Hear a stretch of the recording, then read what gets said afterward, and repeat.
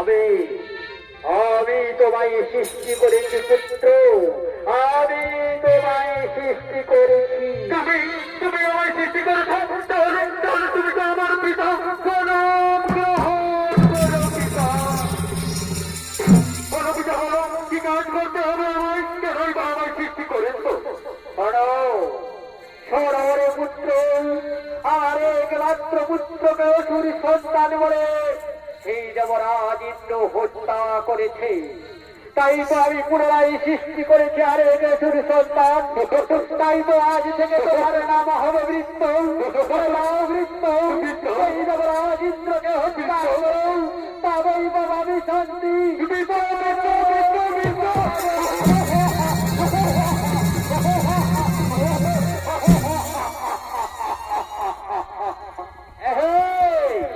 আমাকে আমাকে ভাতৃ হত্যার প্রতিশোধ নিতে হবে, আমাকে পিতৃ আদেশ পালন করতে হবে।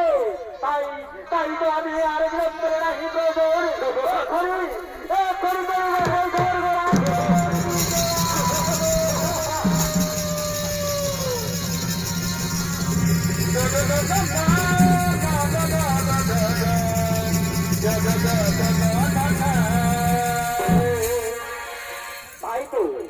তাই তো এদিকে বৃত্তাসুর আজ পিতৃ আদেশ পালন করার জন্য